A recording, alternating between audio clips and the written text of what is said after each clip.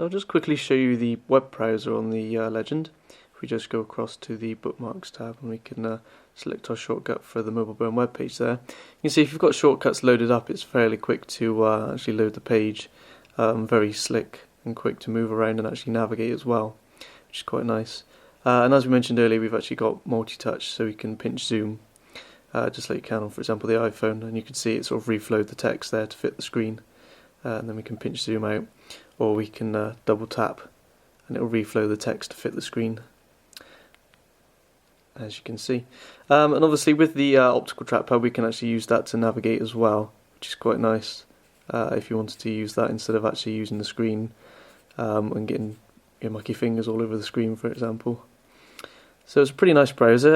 It's a HVGA screen as well, the same as previous Android handsets from HTC. So it's 480 by 320 resolution. So it's you can't really see the text when you're zoomed fully out, but a quick double tap will get you in and it'll be fairly readable. So to keep you surfing quickly and also to keep all your downloads coming through quite fast, the HTC Legend is equipped with Wi-Fi. You can see at the top there we've got the little Wi-Fi logo. We've also got HSPA on board as well with 7.2 megabits per second down and 2 megabits per second upload speeds. So altogether it's a pretty good phone for connectivity. Bluetooth 2.1 with EDR is also on board, and you can connect a set of A2DP headphones as well if you want to listen to music without wires attached. So I'll just quickly show you the camera on the HTC Legend. It's a 5 megapixel autofocus camera with an LED flash, which is pretty nice. And as you can see on the screen there, you actually use the trackpad to take a photo. So if we just do that, you can see it automatically tells us that the camera's focused with that little green square in the middle. And then from here we can share via Twitter and different things like that, Flickr as well, I suspect. There we go, you can share via Bluetooth as well. That's a new addition. I've not seen that on the HTC Android device before, but you can actually share photos and files via Bluetooth, which is handy. We can upload to Facebook or Facebook for HTC Sense.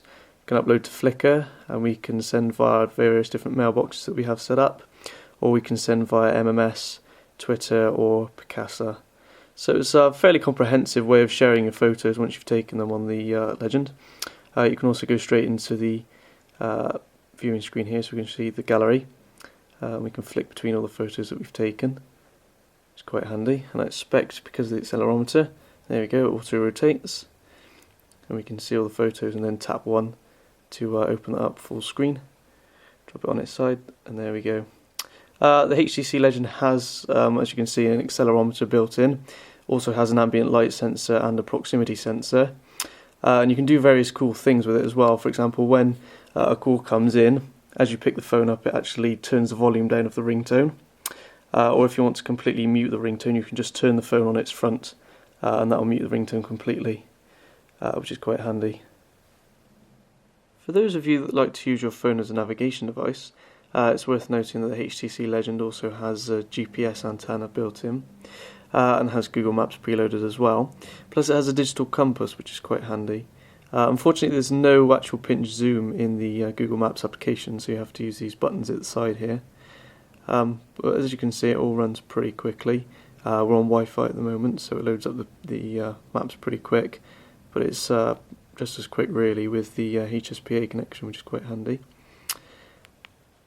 Okay, so I just want to show you the HTC widgets on this HTC Sense device.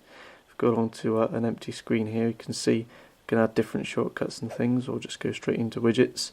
We've got quite a healthy selection of widgets to choose from as well, most of which are actually made by HTC.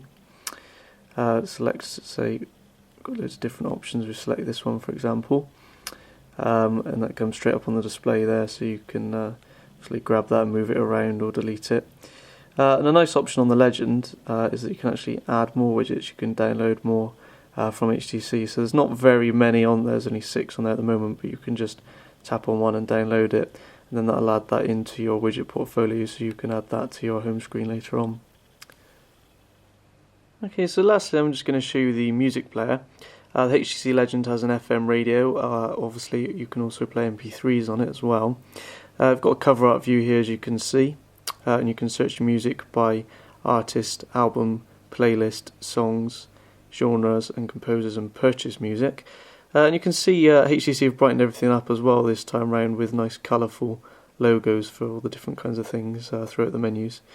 And then you can just sort of pick a different album, different song, and it'll open it straight up and show you the album art. So it's a fairly nice system to use. You can flick through the music quite easily as well.